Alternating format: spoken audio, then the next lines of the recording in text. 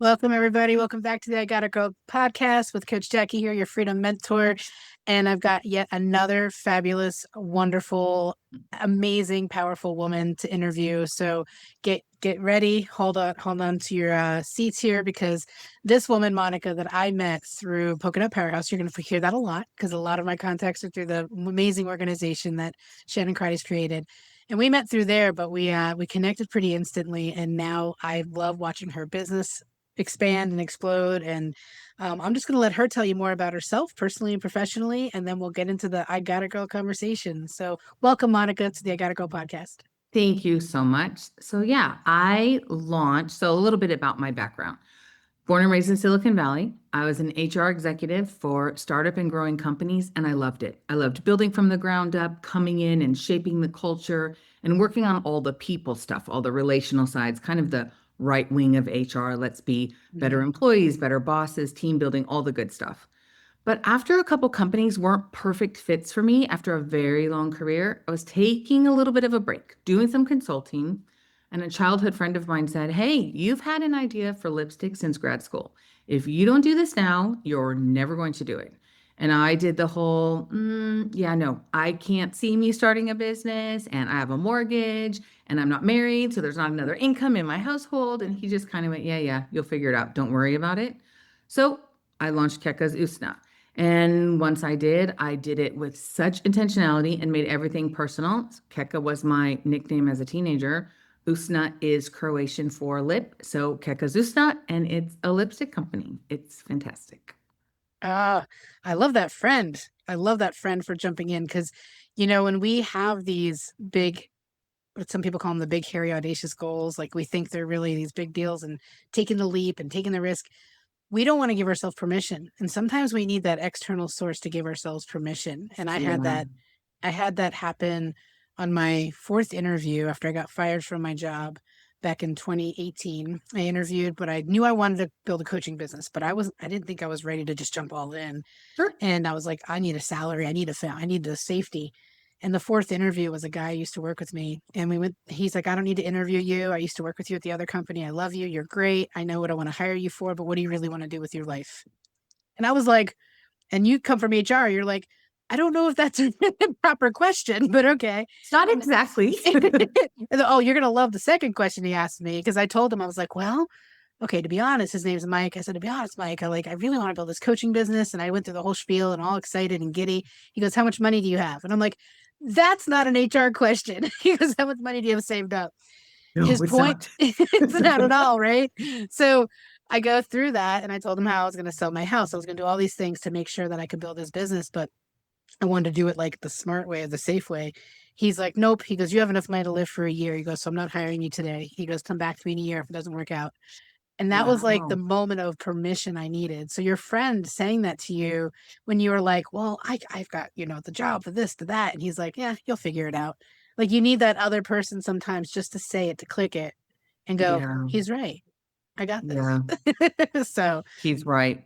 Well, he was yeah. also he was also really good about when I said, "Okay, if I am going to do that," it was a big if. If I'm going to do this, let me make it personal. So the name, right? So Mm-hmm. even my Zoom background, right? My corporate colors, like purple's my favorite color, and I collect Tiggers, and there's one back there on the shelf, and I Oh, I love never noticed him there.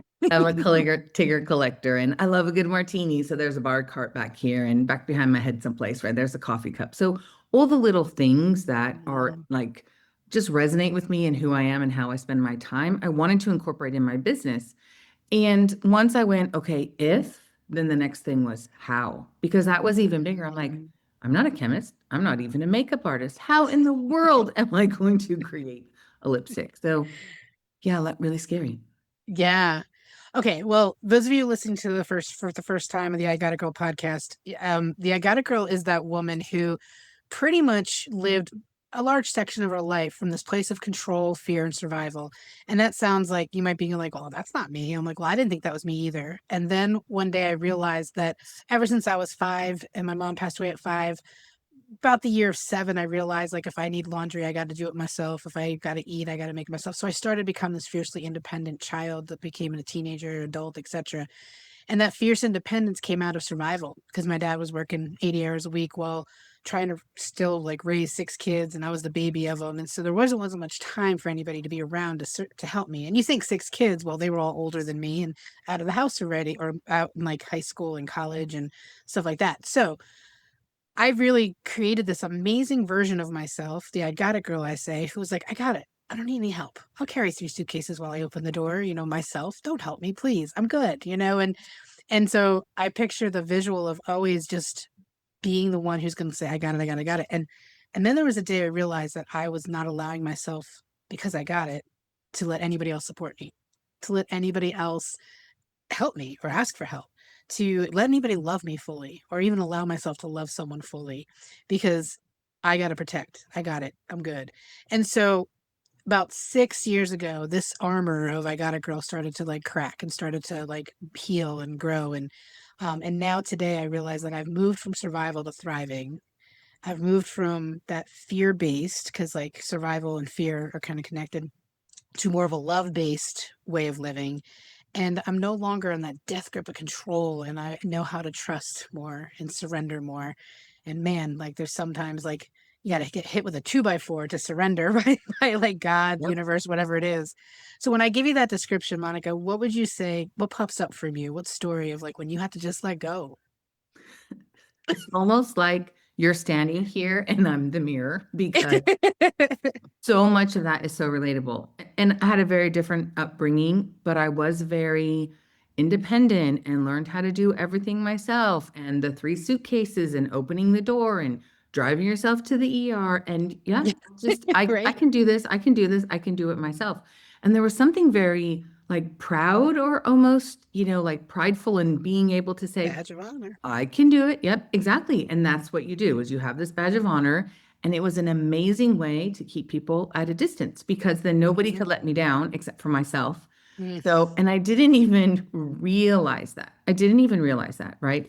And again, so not married. So we'll just leave that alone. There's been people in my life, but I don't think I ever let anybody in. I don't think I ever let anybody in fully to come into my entire life, pieces and parts, right? I was an Yeah. amazing compartmentalizer. So I had my corporate life, I had my family life, I had my friends, I had my dating life, and very few of those things overlapped. And then slowly they started to. And then I started to go, oh, this feels a little more calm. This feels a little more natural. And then fast forward to when I started my business, I was like, I'm asking almost everybody who's important in my life to be helpful or be supportive or be Mm. a part of it. And for me, there were tough moments and there were disappointments, people who I thought would be supportive who weren't. I don't think it was intentional, just their bandwidth. But I also learned, like you said, it's about letting them do them and letting me do me. And I don't have to got everything, right? I have other Hmm. people who can get and help and support. And it's been lovely. So, yep, very similar to you. I don't have this. Right. I say that I'm a recovering control freak. That's the phrase that I use because, and it's control we think in the best way possible, right? We want to control the outcome. We want to make sure that we're on top of everything. We want to make sure that everything gets done. But at the end, you are gripping, you are squeezing, you are forcing, you are manipulating, and you don't even recognize it. Yes. Oh my gosh, so many nuggets there. So, um, the when you said keeping, okay, so a couple things I want to touch on. Keeping people from at a distance. Yeah. So I look back, and it wasn't until, so my current man and I have been together for 10 years, back in December, Hmm. 10 and a half years.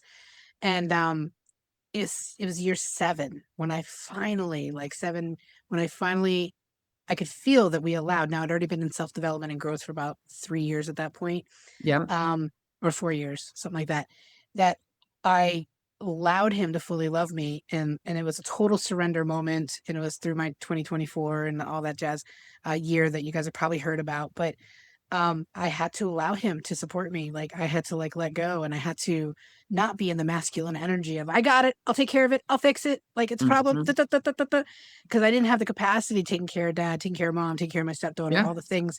And that's what made me that when I talked about the 2x4, that was like God, universe was like, would you just let go, surrender? And it brought us together closer than ever. there's a year or so before that where actually before 2024 that we got close enough. But when I look back at the history of people that I dated, you can Mm, tell I kept picking people that I could never get that close with. Like, of course. I mean, some of you have heard my last marriage. Ended up marrying a gay man, but like he came out after 5 years. But we were bestie friends, and we were so close. 95% of the relationship was wonderful. You can imagine what the 5% that wasn't. But it's like it was someone that I couldn't ever fully Right. get close in every capacity. I remember a guy I dated for like 2 years. I would never bring him home to my parents. I remember saying that to myself. So why are you even dating him if you want to bring him home to your parents and your family? Just close enough, like Yep. not too close. And then I realized the friends, and you'll relate to this big time. The people I have a handful of people from my past that I am so close with, ride or die, stuff like that. But the women that I've met since I've gone on this journey from 7 years ago till now are like I can know them for like a week and they're like a new ride or die for me because the quality of who I am and how much I love myself versus and how much I'm allowing people in is so different than the 30 years of the restaurant industry. I know nobody from it. Like I Right. have no close relationships, but now I have all these women that I'm close with because I've allowed that to come in. So when you said that just close enough but not too close, I was like, "Oh, girl." Yeah, it's true, right? And you were in the restaurant business and I was in the corporate world, but there's a lot of similarities there. It's male dominated, right? You can be sectioned off really easily. And so it just came very natural to kind of be isolated or alone or on an island. Mhm. And now, like you said, the women you meet, I mean, I can't even, I'm sure some of I do have some friends that I've had for a long time as well, right? But I'm constantly adding to it. And it is through, of course, through Polka Dots. And there's other organizations that I belong to. And then these people know people, and these people know people, and we're all connecting. And it's this lovely, we can together, supportive, Yes. community, uplifting. I was talking to someone the other day, and I just said, we don't have a gold and a silver and a bronze. We have a big stage, and we want to pull everybody on there and jam each other together and Yes. celebrate all of it because we truly just enjoy the moment. It's not a Mhm. competitive, let me see whose shoulders I have to stand on to get taller. It's more, how can we help lift each other up so that we're like parallel so we can see the same beautiful sunset, right? So Yes. I love it. And wasn't that the way it was? I mean, I don't know about your corporate experience, but Mike, like you said, masculine, dominated, driven energy, all that stuff. And I always felt like I had to fight harder to get to the next like thing. I remember people getting promoted before me because they were male. They played basketball with the guy who was doing the Mm, promotion, whatever the scenario is. I mean, and I remember one day looking at the table of district managers when I got to that position in one of the companies, and I was the only female out of 17 men at the table. And I swore in that moment, I'm like, this has got to change. And so I was able to get four more before I quit, with four more women at the table and move them up because like and no nothing against men. There's amazing leaders that I've had yeah, that were male and all that other stuff, but it's very it's an energy that makes you completely ignore the feminine energy of the yeah. being and the allowing and the rising together. You're in this like I gotta fight to get to my right, you know. So that did you have that similar experience in corporate? It wasn't like that for me. It was almost understood that as a people leader, an HR, people and talent, the title changed over the years, that I would be the only executive in the room. That's the Mm, sad part, is it was expected. mm, And I just took it. And like you, I've worked for some amazing companies and I've partnered with some great leaders and I've had some really good CEOs in my life that I've reported to. One of them still invites me to his birthday party every year to this day, mhm, and he was great. I loved working for him. But it was just expected. And I remember I wasn't in a district meeting, I was in a board meeting. So all these board members, the entire executive team, and me, the only woman in the room.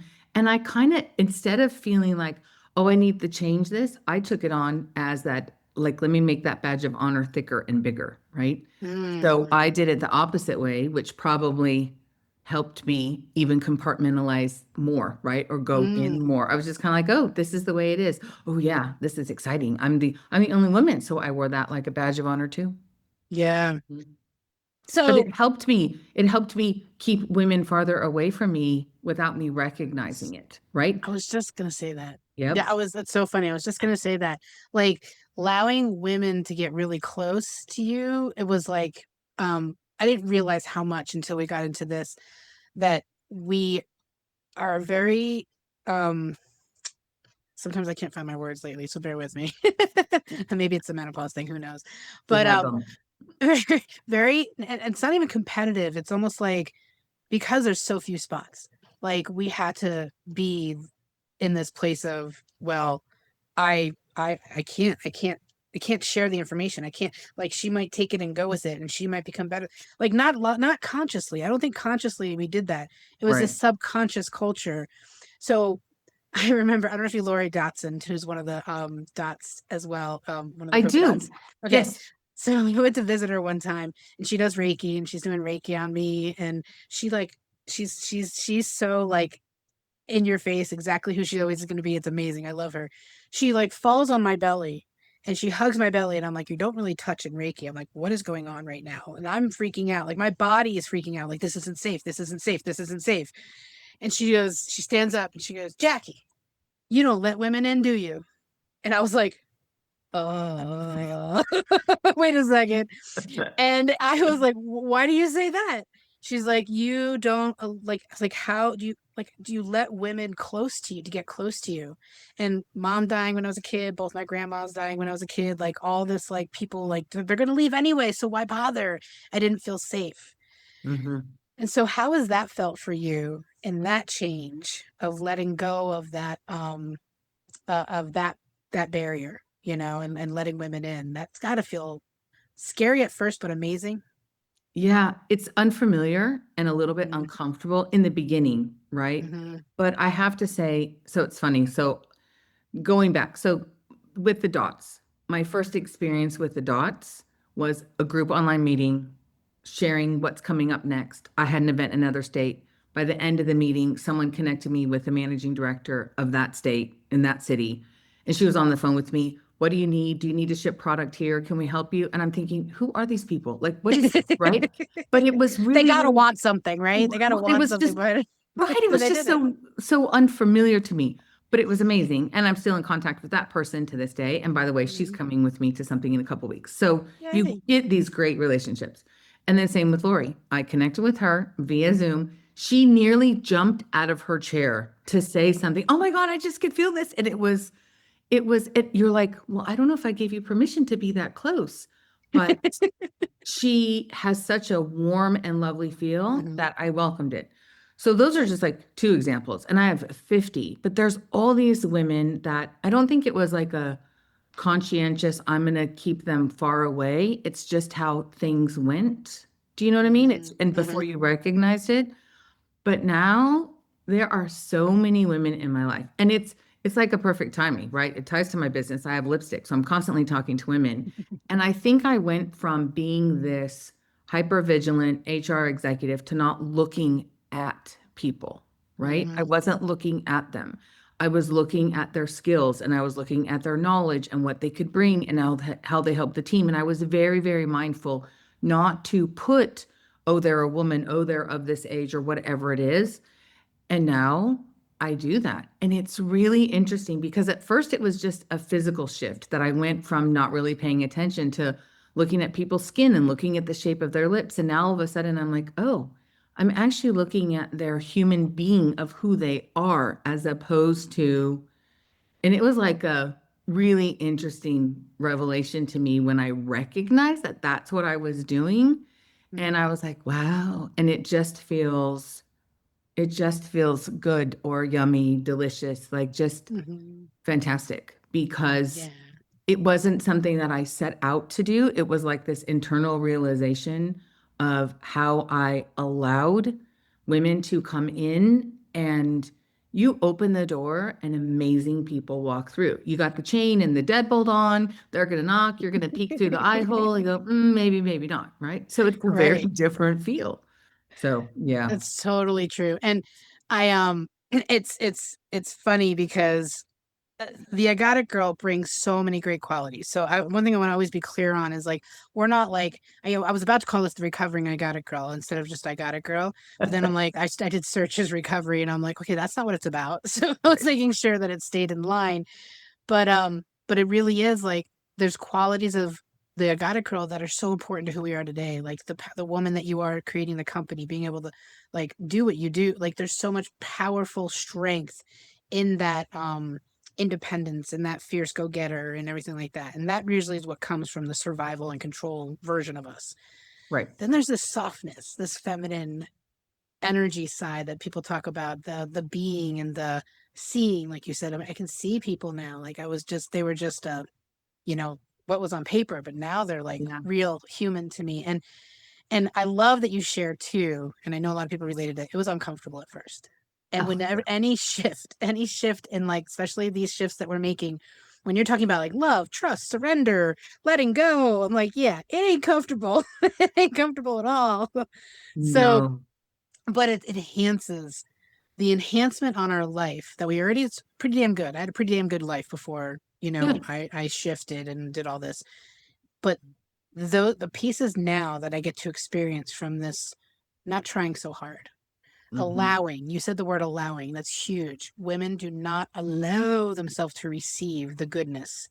Right. We feel very transactional. Like Right. we're taught if someone does something nice for me, like every person that did something nice for you when you're building the business, like I got to do something nice back for them. I'm not saying you did this, but the standard is like, oh, I gotta buy them flowers. I got to give them a gift. I got to like, or someone says, I want to buy you lunch. And you say, I'll get you next time. Or is it, no, we don't have to like allow people to be kind and, and receive. So did you have Yeah. a problem receiving it all? Oh, yes. So much so that I had a really close friend of mine say he was saying something to me, and instead of saying thank you, I was responding with less than or defensiveness. And he finally said, Damn, it is hard to give you a compliment. And I was like, Whoa. And he's one of my best friends, known him for, I don't know, Love 25 it. years or something. And I was like, Okay. And I recognized that that was because I didn't want to feel less than, or I didn't want to feel weak, or I didn't want to feel like I needed that, whatever the way, help or thankfulness came or support, right? So Mhm. it was always, yep, I got it. I got it myself. I literally was doing some mindset work and with Mhm. and we were talking about it, and literally on my computer pad there was a sticker that said do it for yourself, and I was like, oh my God, I need to cover that up, right? And I needed to cover it with something that was fun and joyful, as opposed to something that was making me just reaffirm that you can do it all yourself, you don't need to let anybody in. And so Mhm. yeah, it is. Yeah. So it's shifting how you think about it. And so I wasn't able to receive help easily. And like you, same thing. Oh, you're going to buy lunch? Okay, I'll get it next time. Or if you do this for me, I will. And that's not what true human kindness is. Mm-mm. No, and I think it hit me hard. It hit me big time in that 2024 year because people were wanted to help me. I needed places to stay. I needed someone to help me find places to stay like during my that whole year of figuring out where I'm going to go this and that. And people were just opening doors and opening doors. I mean, one woman I stayed with, she's a dear friend of mine that I met in the very beginning of this business, and she had a room for me and everything. She's like, do you need me to do your laundry? Bring your laundry up, and then she's Aw. cooking me dinner and she's cooking me lunches. And it was the pure practice of receiving. While I sat there and I'm like, thank you, Vicky. Thank you so much. Like she's an amazing, I'll have to introduce you one day. She's an amazing woman. Nice. She has a whole like thing where she does once a month. She brings a bunch of women together to give back to the community. So they do something to like make a bunch of packages or backpacks or whatever it is. And she like Oh, has this lovely. organization where but she you could see the joy on her face when Yeah. she was doing these things for me. Just having me there was a gift. And when I realized, like, I am the gift in this moment, Yeah. and that, like, to say, like, I probably, like you said, like, receiving compliments wasn't great for me. And like that, saying that out loud when I realized it made me feel uncomfortable, but it Yeah. was the truth. And she didn't expect anything back. And I don't Yeah. know, are you familiar with the Enneagram? I'm The an Enneagram. 8. What Okay, are you? so I was a tie between 2 and 7, but I was very relatable to the 2 when I first learned, and the Yeah. 2 is the helper. And Yep. that's the one who's like the unhealthy helper was the one who's like, I'm going to do these nice things for you, but you better Yeah. love me back. And Correct. you better, and I didn't realize I was that until I read it. I was like, oh my gosh. And the healthy too is like, they don't like, they just do because they want to do, they want to give, they want Right. to help, they want to serve. And there's no expectation because as you know, and because you, I mean, working with Shiraz, energy, it's like receiving channel and the giving channel are two separate channels. Like you're going to Yeah. give to somebody and you're going to receive from someone else. It's just, that's how energy flows. So don't Correct. feel like you have to make it a transaction. And so, speaking of some of the people that you've worked with and everything, so what would you say from someone who was that like fierce, I got it, to now this like, we've got it Hmm. mentality? What were some of the top three things you did for self development and growth that helped you make that switch? Wow. So actually, it's so funny that you're saying that, but I'm just gonna be real. So this is a lot on you. So you introduced me to Shiraz, and Right. I went to that first New Year's Eve day kind of, half day thing, and I'd never heard anything like it. And I went and I was like, this is interesting. And like I could feel things happening in my body that were unexplainable. I'm like, why am I getting hot? Why do I feel nauseous? What's this thing in my stomach? What in the world is going on here? when you start, when you start connecting with your body on this journey, it is so foreign. It is super bizarre. And so much so that, like, I was in a conversation with the person I'm dating now, and I said, oh, this is giving me a headache. He goes, I'm not giving you a headache. I said, no, no, not you. Like, what we're talking about, right? Because you feel it.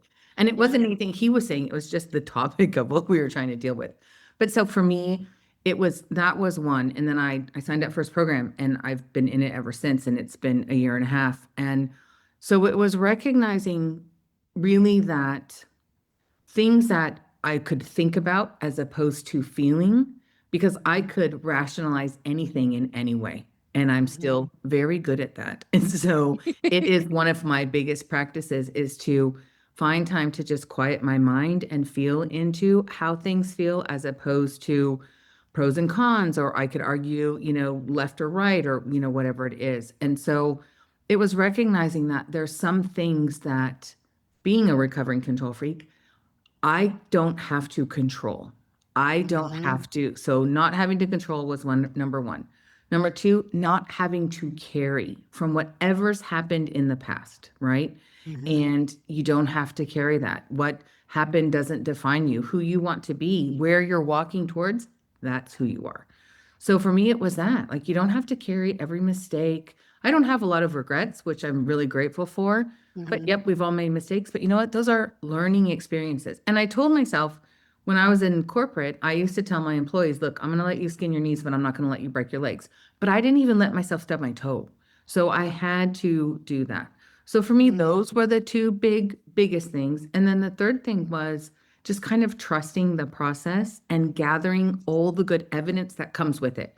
So I trust when I met you for the first time. I trusted when I went to Shiraz's first time. I trusted when I met, so many people in person. I could name, so many people that you and I both have in common, and others. Mhm. But I trusted that they were bringing something to me that was meaningful and impactful or friendly or healing or helpful. Like, fill in that word. We could probably, come up with 100 great words to fill it in. Mhm. So I just had to trust that. And you know what? That's where I'm going. I've got all these people with me, and it's working really, really well. Wow, that's beautiful.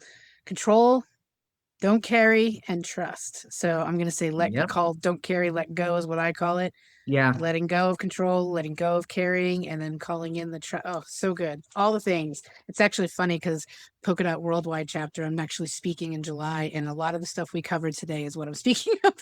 Yay. So that's awesome. Okay, so you're here today with this amazing company. If people want to get involved or connected with you or learn more about your products, learn more about you, how can they do that? Yeah. So I'm all over social. So my Instagram, Facebook, It's a TikTok, great social. LinkedIn, pardon? It's a great social. You've really It's a like done it's some a great. amazing stuff on it. Yeah, it's a great Yeah, it's social. so much fun. Well, and so that's the best way, right? And you can connect with me. I mean, my company is all about my lipstick. And I'm finding that I'm spending more time in community focused things and doing fun stuff. I'm going to be doing some like online events because I love bringing people together. But Keca Usna is truly about just celebrating everybody's diversity and their own individuality. I want women to feel like their best selves wearing whatever they want to, not, this color of this season. I'm not a trendy let's do this because it's trendy. I think that beauty is just timeless and classic, and you should feel and look how you want to feel and look for yourself, not for anybody else. So, yeah, that's the best Mhm. way to find me. Like, come check out all the fun stuff. All my models, by the way, these are all real people in my life. My niece is almost my signature brunette, smack dab in the middle of my website. Her and her friends all over my website. You'll recognize some polka dots on my website Mhm. and in my socials. And I just keep it fun and real. And that's with the asking. I sent out an email to a bunch of local women and said, I need help. I need to do stuff on my socials. I need some get ready with me fun stuff. I had 2 different days, I think a total of 18 women in my house just coming and bringing clothes and changing. Do you want me to change my clothes? Do you want me to change my hair? What can I do? We had so much fun. We had so Oh much my fun. gosh. I'd And be there then if I was local to you. I would have I so know. been there. It was so much fun. Next time you come, I got a room you can stay. It's all full of tickers. But yeah. Yay. I would love to sleep in a room of Tiggers. Are you kidding me? The entire wall is Tigger's. I will send you a picture because I most gotta come people, just for that. most people go, "Oh, really?" And then they walk in and they go, "Oh my," like their eyes get really big. I was a stuffy fanatic when I was younger, like fanatic. And one of my traumas is that we moved so much as kids that from one house to the other. My brothers threw away my stuffies. They like got rid of 2 huge boxes of them. And Um, I will never forget the trauma of being like, where are all my stuffies? Because I like collected all like my little dogs and my little bears and everything. So I would love to sleep in a room with Tiggers. Okay. yes, Side note, yes. everything she I know. mentioned, guys, is going to be in the show notes. So click on all the links, follow everything. And of course, you've got my stuff down there if you want to learn more about what I do. I'm going to just one last thing, Monica. If there's one nugget you want them to walk away with today from everything we talked about today, what's that one thing you want them to never forget? I think don't ever forget that you can do it and ask for help and you'll get there. You're Yeah. right. Just you can do it and ask for help and you'll get there. Absolutely. Mhm. We live in a very predictable life, and sometimes we really need. This is where I needed help. I needed others to show me what else was possible, and Mm, there was, and I'm a go getter, and I thought was a dreamer until I got into this world, and I was like, oh my gosh, like you're not even like there's so much more. Like we are capable of so much yeah. that we don't give ourselves credit for because we have lived, this predictable life, and so Yeah. guys, listen to that. Listen to that advice. Like you can do it, but you're not meant to do it alone. You are Correct. not meant to do it alone. Well, thank you so much for coming on the show today. And I really appreciate you spending time with me and my audience. And those of you listening, I'm so grateful for you listening. Please share this if there's anything that Monica shared that was like, oh, so and so needs to hear this. They need to let go. Please share it with them. Subscribe, follow all the good things. And thank you, Monica. It was a pleasure Thank having you. you You're so much. It's welcome. so much fun. I'm so glad. Thank you. Thank you. Oh, you're so welcome.